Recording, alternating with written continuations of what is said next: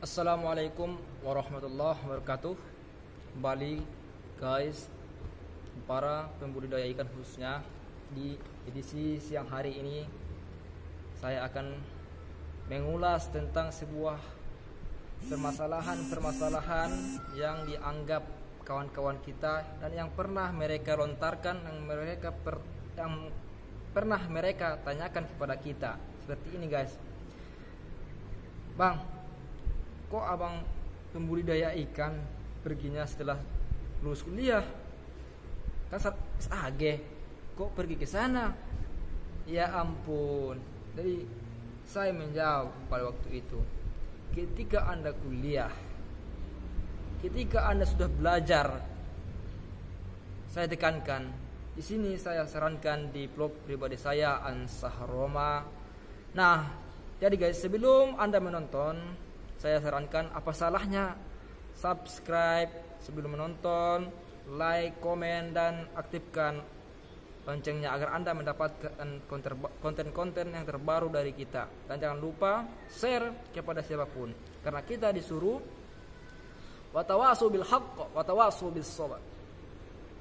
Sampaikan, nasihati tentang kebaikan, begitu juga dengan kesabaran kepada kawan-kawan kita terdekat. Jadi saya jawab pertanyaan kawan-kawan saya waktu itu. Dia tanya seperti itu, kenapa saya berbisnis di dalam membudidayakan ikan padahal abang kan sarjana SAG? Saya katakan, hubungan kuliah, setahun pengalaman saya dan orang-orang yang pernah saya tanya dan kesuksesan mereka sudah terbukti. Begini, ketika Anda sudah belajar mungkin di perguruan tinggi, ketika sudah belajar Anda kuliah, sukses kuliah Anda, dalam arti kuliah Anda sukses maksudnya Anda sudah selesai kuliah, itu tidak ada korelasinya kawan-kawan, guys, dan para subscriber saya yang saya hormati. Tidak ada kaitan atau korelasi hubungan kesuksesan kuliah dan mendapatkan duit, uang, tidak ada di situ. Karena untuk mendapatkan rich tentang kekayaan, uang, dan berbagai macam lainnya adalah itu hanya bagi orang-orang yang siapa saja, bagi orang-orang yang mereka bekerja keras dengan ilmu dan caranya mereka punya, kemudian mereka langsung menuangkan dalam kehidupan nyata mereka. Inilah guys. Jadi jangan pernah Anda merasa gengsi bahwa aku sudah pernah kuliah, sudah pernah ini dan lain sebagainya. Salah. Mindset Anda harus rubah. Mulailah, tuangkanlah dalam kehidupan nyata Anda. Oleh karena itu, di sini saya ingin memberikan tips motivasi tentang sebuah perkataan seorang yang mulia, yaitu siapa dia? Kisah perjalanan dan pelajaran hidup sang mujtahid, yaitu Imam Asy-Syafi'i. Imam Asy-Syafi'i kita mungkin tidak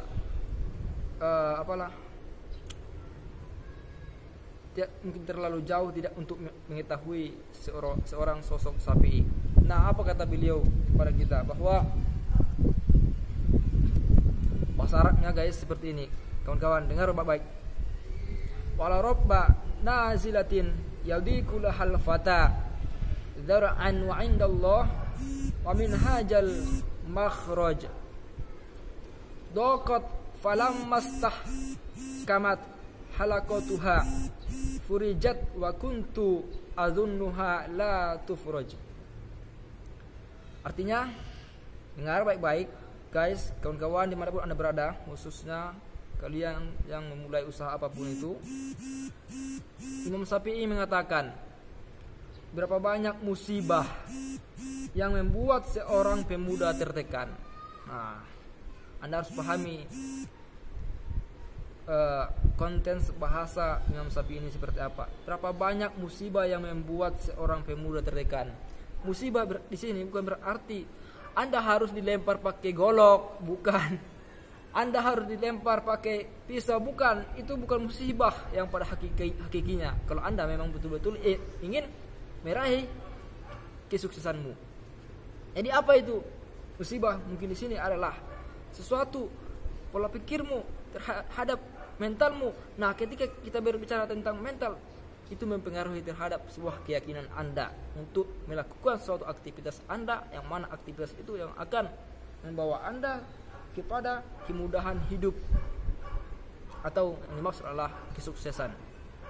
Musibah di sini adalah Anda tidak mau bergegas, Anda tidak mau langsung menuangkan apa yang Anda terimajinasi dalam pikiran Anda, apakah itu seperti pekerjaan yang lain-lain. Yang penting pekerjaan itu adalah tidak butuh yang gengsi tinggi, namun kerjakanlah pekerjaan itu sesuatu yang bisa Anda cintai dan Anda senangi.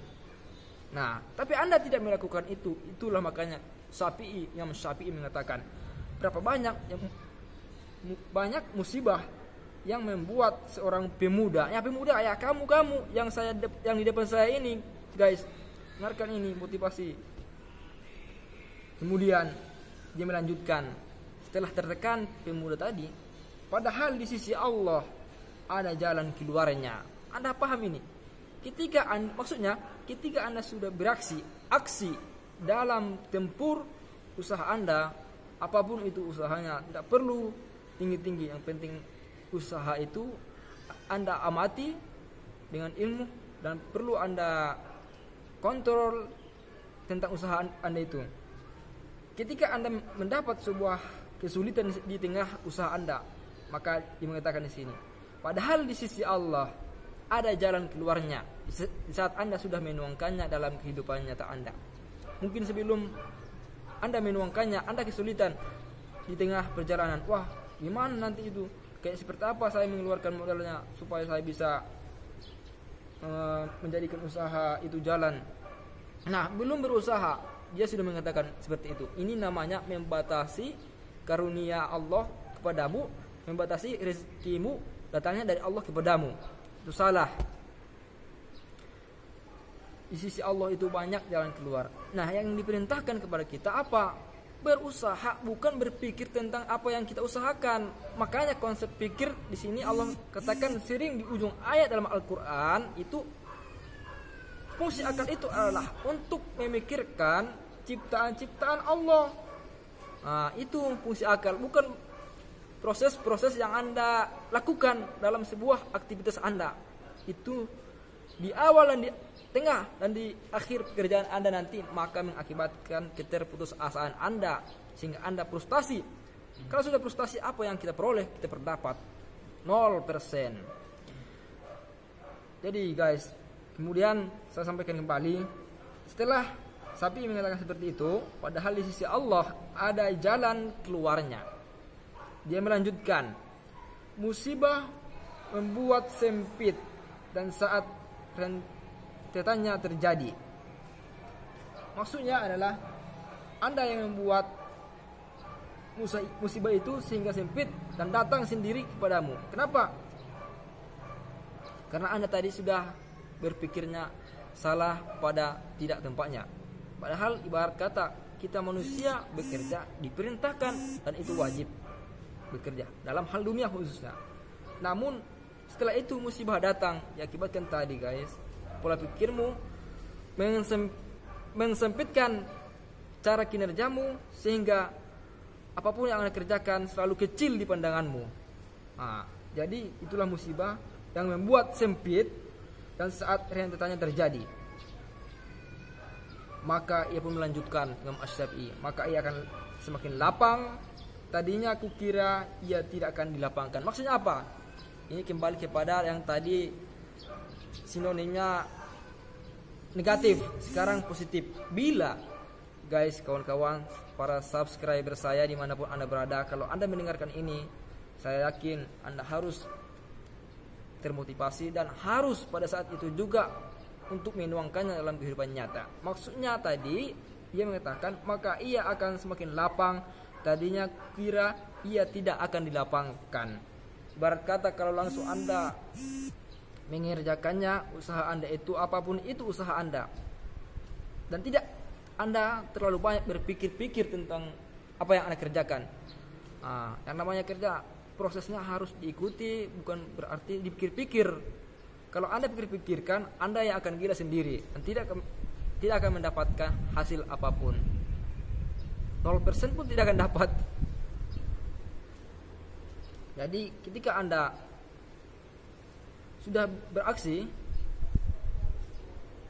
lalu Imam Syafi'i mengatakan, tadinya kukira ia tidak akan dilapangkan. Ini akibat dari mindset seseorang yang sudah memulai pekerjaannya itu dengan banyak rintangan. Seperti contoh, orang menganggap kita, alah kan masih lama lagi untuk menghasilkannya, kemudian menghasilkan duitnya.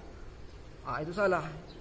Jadi dia terpikir di saat itu langsung duit. Tidak, Anda itu di saat bekerja harus prosesnya yang Anda lihat. Ketika Anda melihat prosesnya, Anda bisa mentuntaskan suatu masalah. Bagaimana Anda suatu saat tidak bisa mentuntaskan masalah yang ada di dalam keluarga Anda, sementara di saat Anda sendiri saja sudah tidak bisa, bagaimana dengan itu? Jadi di dalam sebuah pekerjaan itu harus Anda mengamati pekerjaan dan prosesnya itu, sehingga Anda tahu tata caranya bagaimana suatu saat kamu bisa mengatasi pekerjaan Anda sehingga berhasil dan sukses. Sehingga pada ujungnya, tak kukira, katanya Imam Syafi'i tadi, ia tidak akan dilapangkan. Itu berhasil dan itu terbukti dan itu terwujud. Apa yang tidak terwujud kalau kamu sudah positif? Dalam sebuah hadis pernah Rasul berkata, yang artinya sejauh mana hambaku itu berprasangka buruk atau baik kepadaku. Contohnya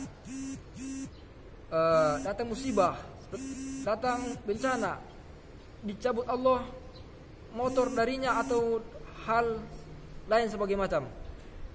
Jadi Anda harus positif. Ketika Anda positif, contohnya positifnya seperti ini. Ini mungkin Allah ingin memberiku yang terbaik, bahkan lebih daripada yang aku punya sekarang. Itu. Jadi ketika Anda bermindset, berpola pikir seperti itu, insyaallah ini yang dikatakan Imam Syafi'i akan dilapangkan kepada Anda, khususnya usaha-usaha Anda. Hadirin, kawan-kawan, guys, para subscriber saya dimanapun Anda berada, mungkin itu yang bisa saya sampaikan agar Anda pemuda-pemuda pada saat ini untuk bergegas, berkreatif dan berinovatif dan tidak terdiam terus di dalam kasur Anda, sehingga Anda harus terangsang untuk mengerjakan apapun aktivitas seharian Anda. Dan mulailah sekarang. Demikian, salam sukses untuk kita. Sebelum Anda menonton konten-konten kita ini, guys, apa salahnya dukung kita, bantu kita, share, subscribe, like, dan komen, buat pertanyaan, sehingga saya pun membuat konten lagi yang terbaru untuk menjawab pertanyaan-pertanyaan Anda. Salam sukses untuk kita di vlog pribadi saya, Ansah Roma. Assalamualaikum warahmatullahi wabarakatuh.